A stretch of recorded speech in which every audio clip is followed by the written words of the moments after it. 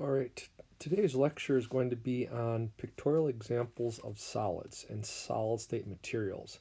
And we have basically four types of solids you might be asked to identify or know properties of on the national exam. One is a network covalent solid, um, which is that specific type of covalent bonding which is only found in carbon, mainly elements of group 14, nonmetals of group 14, and they tend to have the highest melting points known.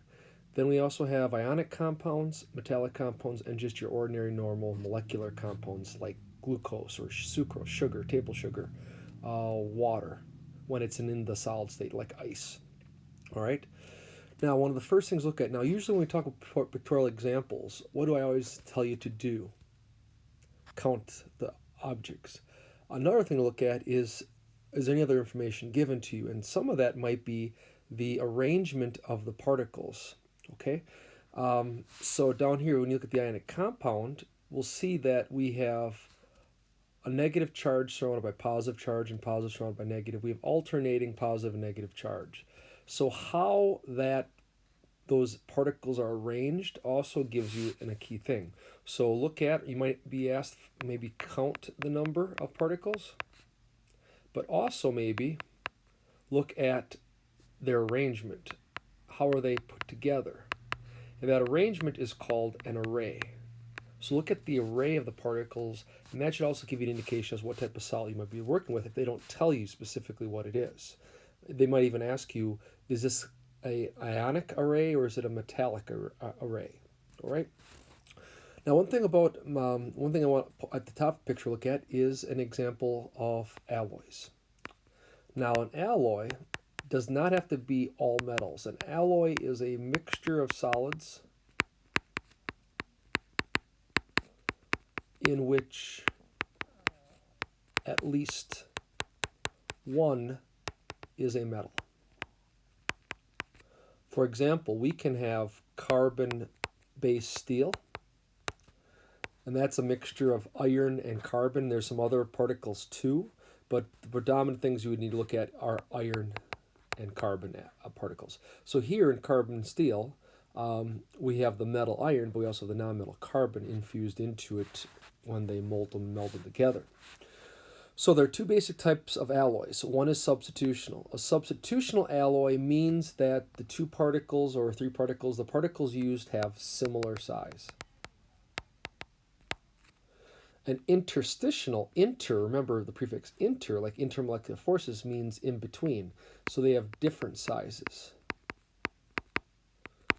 Now that's something you might need to be aware of if you're asked to draw a particle example, a pictorial example, is if you know their sizes, look at the periodic table. When we go across the periodic table, they get smaller. When we go down the periodic table, they get bigger. So if you look at where the two particles are, you might find that one particle is significantly bigger than the other. That would be an example of interstitial alloy. If they tend to be in the same area, metals in the D block tend to have very similar sizes. So if you have multiple metals that are coming from the D block, more than likely they're about the same size, and that's going to be more of an example of a substitutional alloy. Okay, so up here you can see the different pictures. You can see in the substitution alloys that the black spheres and the white spheres are about the same size. This is a substitution alloy. Now, why would you do this?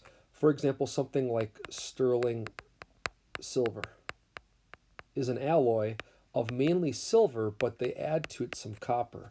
And both silver and copper are in the D block. They tend to be of similar size. Now, why would you want to put a little bit of copper into some silver and then make it into, let's say, some type of silverware, like a knife? Normal silver by itself tends to be quite, it's a little bit softer of a metal. And putting copper in it, infusing some copper atoms into the alloy, making an alloy, will make it stronger because copper tends to be a stronger metal. Why?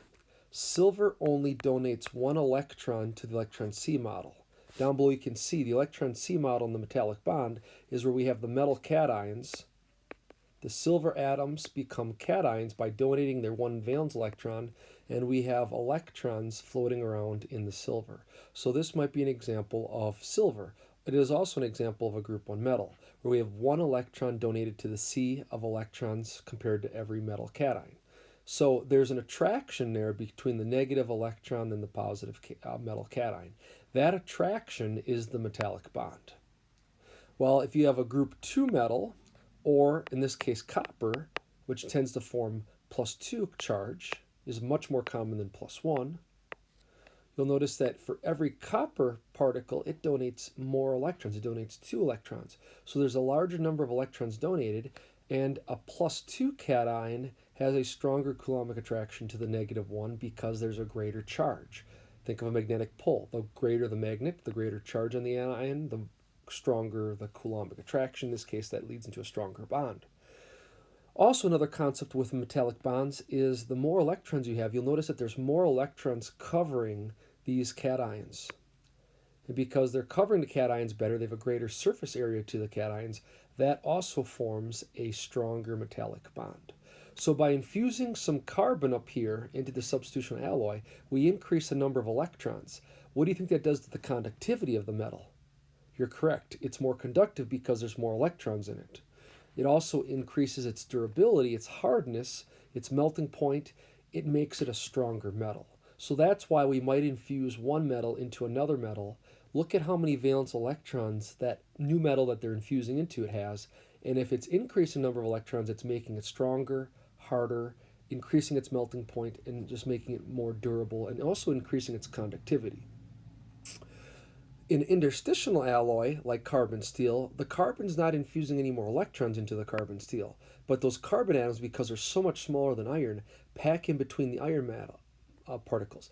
Think of like a glass that you put some pebbles into it, and then you put sand in it. Those sand particles fill in between those gaps. What do you think that does to the alloy?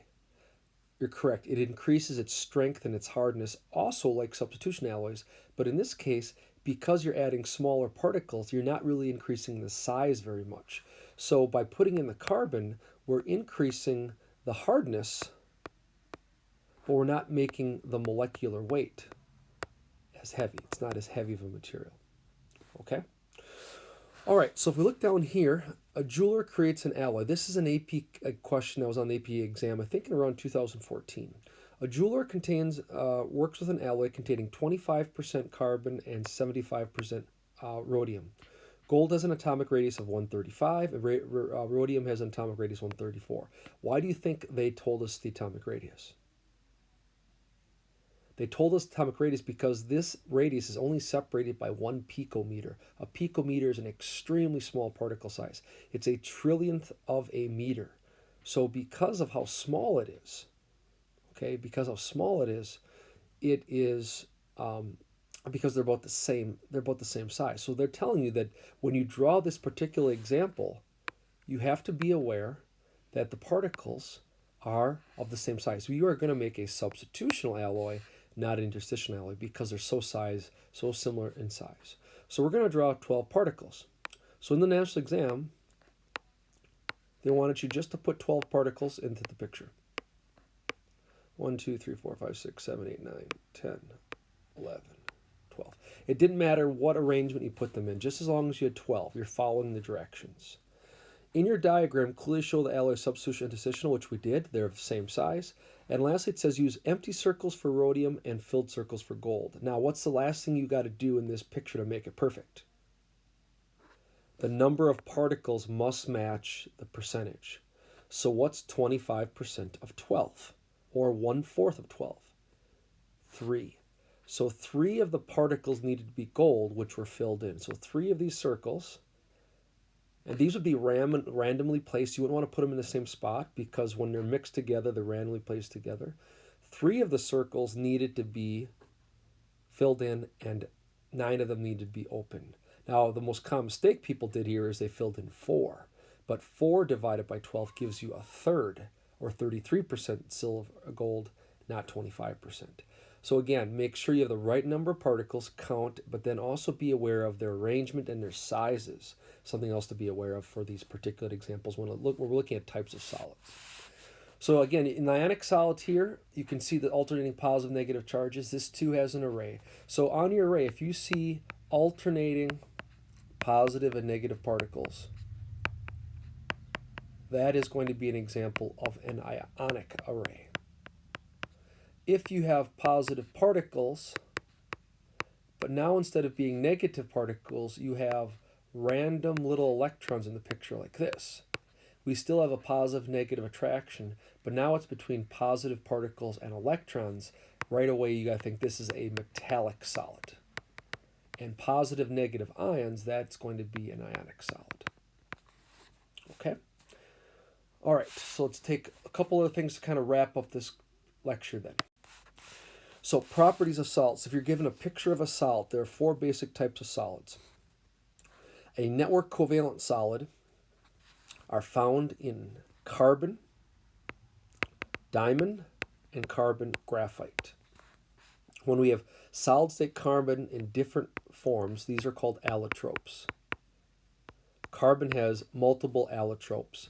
Carbon diamond and graphite diamond both are network covalent solids. They are held together very strongly in these 3-dimensional pictures as they layer upon layer upon layer.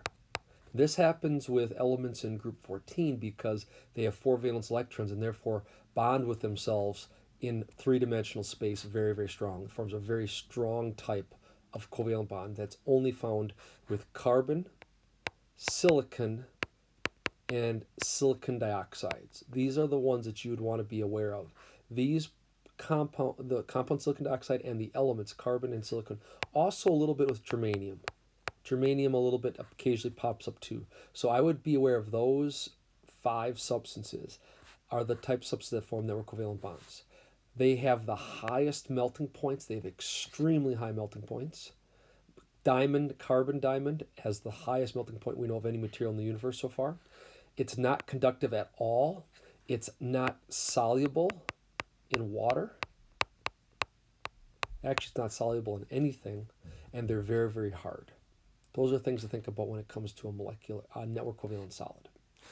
Ionic solids. Again, in here you must have a metal bonded to a nonmetal.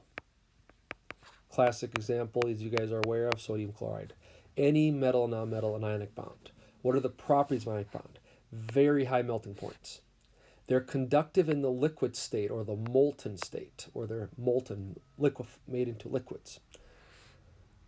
They make water conductive when they dissolve in them. Remember, when sodium chloride dissolves in water, what does it do? It dissociates into ions. Those ions are called electrolytes. Water becomes electrolytic. And because there's ions floating around in the neutral water, now that water can be conductive. So when you add an ionic solid to water, it makes the water conductive. However, one key thing is ionic solids are not conductive in the solid state. Because the ions are fixed in an alternating positive-negative arrangement, an electron cannot travel through the material because it's always going to encounter a positive charge, so it can't freely flow through. Those negative particles are locked into a very rigid configuration. Because those negative particles are not free to move and move throughout the material, it is not a conductive material. Okay? They're very hard materials, but they're very brittle. Any little shift in arrangement. If I were to tap on this on a hammer and I were to move if I could draw my particles, I'm doing bad here. If I just hit on it a little bit and make a shift in the arrangement, if I get positive and negatives aligning, they repel and they fracture. So ionic compounds feel very hard, but they can be quite brittle because of any small shift in its arrangement of particles in a specific line will cause it to split apart and separate. Metallic solids. Think of any metal, any element to the left of the staircase on the periodic table. And remember, the staircase begins at boron. Going into this national exam, I would print off a periodic table, and then on that periodic table, I would sketch in my staircase. Remember, they said it's open notes, so you can use any notes available. Have a periodic table at your disposal and fill in all that information. Put the group numbers across the top, the period numbers along the side, and fill in the staircase. Okay, have that information right there, so as you do a problem, you can look at it, glance at it, and go back to the problem and attack it very easily. Metallic solids tend to have high melting points to moderate. They tend to have quite a wide range of their melting points. Some can have very high melting points, even higher than ionic solids, but then you can have some metals that have very low melting points, where they can even melt in almost the palm of your hand. Your body heat could even melt them. They're conductive in any state. That's the key thing. Any state that it's in, it's conductive. They're malleable. We can pound them into any shape. They're tensile. We can draw them into thin wires. And they too can be quite hard to even very soft. The metals in the S block, the very reactive metals, are quite soft. You can actually, they feel like silly putty or Play-Doh. They are very reactive, and they have quite low melting points. As you get farther away from the S block, specifically the D block, they're a lot harder. They have much higher melting points, and those are things we'll talk about more in IMFs. Okay? Molecular solids, any other solids that contain just a normal sharing bond, so like glucose, nonmetals bonded together. Okay? Iodine solid. Okay, different nonmetals bonded to themselves or other nonmetals. They are not conductive at all. When dissolved in water, they form very low conductivity because they might be weakly electrolytic, or most of them are not conductive at all. They tend to be softer materials. Think of plastics. They can be molded into a shape, not malleable, pounded, but usually molded in a manufacturing plant. Okay, especially when you heat them up and warm them up, then we can mold them into any shape, making a bottle or something like that. They have very low melting points compared to all the other solids. So those are some just basic properties to know. Now, where might they come into a play? On the national exam one year, they stated, okay, we have a white solid, and a student predicts that that white solid is ionic. What test could a student formulate that would identify if that solid is ionic? So pause the lecture for a second. Think about that for a second. How could I confirm if this solid would be an ionic solid? What experiment could I run on it? And that's what the word is. What experiment could the student run on it to guarantee that this solid was an ionic solid and not a molecular one? Two tests were given as solutions to this exam. The first is, what do we know about ionic solids? Well, they're not conductive in the solid state, but they do become conductive when they dissolve in water. Now, to make molten ionic compounds, very unrealistic in a normal science lab, in a high school lab, so we would dissolve it in water. So, what you could put down on the national exam was, it would not conduct in the solids if you had a conductivity meter. But when you dissolve it in water, the water becomes conductive. Then that would be an example of ionic solid. Because a molecular solid would not be conductive in both the solid state and when you dissolve it in water, it's not going to be very, very conductive or extremely conductive. So you could use the conductivity route, and that would have earned you credit. The other test that they could have used would be melting point. Think back all the way back to the first lab you ever did in chemistry, the unknown powders lab. Glucose, sugar, actually I should say sucrose, my fault, not glucose. Sucrose, good old table sugar, C12H22O11, okay, which was powder B, and salt, which is powder A. The melting point of the ionic solid, if it was a molecular solid, it would have a very low melting point. Ionic solids have a very high melting point. So if you heat it with a Bunsen burner, if you heat it with a Bunsen burner and it has a low melting point, then it's a molecular solid. But if you heat it and it has a very high melting point, it is more likely going to be an ionic solid. So that would be one way that you could use conductivity or melting point as a way to determine what type of solid it is. So these properties, that's a type of question they might ask you in FRQ. Provide an experiment that would identify that it's this type of material, not this one. Okay? And with metallic and ionic solids, key thing, the stronger ones are the ones that have more charge. Okay? The higher the charge on them, the stronger the bond is. And for metallic solids, the more electrons that are donated to the C, the stronger the material is, but also the more conductive the material is as well. Okay, some variables to kind of consider when you're looking at this. So again, look at the pictures, count the particles, but also be aware of the size and the arrangement, how they're put together, if you're asked any type of questions on pictorial examples of solids. Thanks for listening again.